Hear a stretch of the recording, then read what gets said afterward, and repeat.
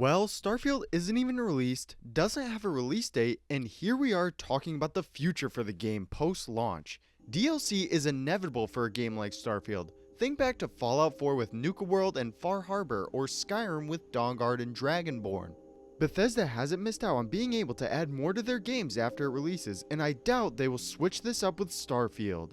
And what is up guys, Andrew from the Den here, and today I wanted to take a look at what DLC would look like in Starfield. Now this is highly speculative, none of this is confirmed, but I like the idea of starting a conversation on what we could be seeing, so if you enjoy, make sure you leave a like and comment what you would want to see from post-launch content in Starfield. We will be going off things we already know about the game to see if we could map out what we could be seeing, so with that being said, we have a lot to go over, so get comfy, relax a little, and let's get right into the video. So Starfield will be a massive game right from when it releases. We've said this so many times already, but the fact is we will be seeing over 1,000 planets to explore in 250,000 lines of dialogue. This is an insane amount just from an outside looking in, especially from an exploration side. The planets in particular interest me because there is a lot they could be doing with them after the game is released. I want to see Starfield as an ever-evolving world, and it makes sense in terms of the game. People will continue to expand out onto different planets further and further out, and with that, more quests will become available as well. Think about it like this: what if the United Colonies sent out settlers to different worlds across the system and began to colonize each one? It will feel a lot like the town of Far Harbor from the respective DLC, with dangers for the people everywhere you turn, and the player will have to help around as much as they can. Maybe they can go even further into that Far Harbor vibe with having multiple factions vying for a single planet due to a powerful artifact or resource that is situated there. If they do decide to go down the path that the factions will be separated throughout their quest lines during the main game, a good place to continue something like the Colony War would be in DLC content. I can really see them having the Freestar Collective and United Colonies fighting over a planet or an entire system, and the player has to choose between the two. Both of them will have forward camps on planets and space stations to make it really feel like the two are at odds with one another. This can be something that will really hammer home the choices and consequences you make during Starfield. On top of that, it will flesh out many of the desolate planets out there, unless they decide to add even more systems to the game. But personally, I would like them to use the space they have already and make it that much better. I can really see Bethesda doing something like this to continue the story they have set up for the game and add on to the depth of the many worlds. It would definitely be interesting to see what a war in space would look like in Starfield, so I hope we get to see this at some point for the game. Next up, I want to take a step back from the big story-driven content and take a look back at what we got in Fallout 4 for DLC. Well, there were 6 in total, starting with Automatron, Wasteland Workshop, Far Harbor, followed by the Contraptions Workshop, then the Vault-Tec Workshop, and finally with Nuka World. What do 3 of these all have in common? That they all have something to do with workshop building.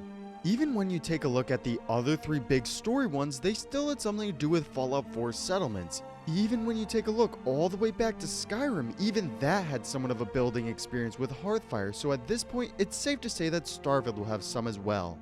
We don't exactly know what we will be getting with Outpost building. We might see an update to that with more things to build after the game is released, but personally, I like the idea of being able to build your own space station. They can take what they have done with Outpost building and apply it to creating your own space station. Both of them will be from the same design, but work in a lot of different ways. I imagine having a space station will revolve more around having spaceships play a central focus, while your outpost will be more about farming resources. I like the idea of having a space station as your own, but they can take the idea of outpost building even further by adding more ways to create your settlement on each of the worlds. I assume from the start of the game we will be seeing the basics for the building mechanics like hiring your own crew, farming stations, and sleeping quarters. My hope is they will evolve this over time like what they did with Fallout 4. What if we were able to house members of a bounty hunters faction and with them came quests set out to become a bounty hunter? Or maybe we can trap creatures of the planet you are on and slowly train them over time to become friendly towards you. There is definitely a lot we could be seeing when it comes to outpost building in Starfield post-launch if it will not be in the game already. I really hope that Bethesda decides to continue to update the outpost system for the game, because from what it looks like already, it could be something that people will sink hours into.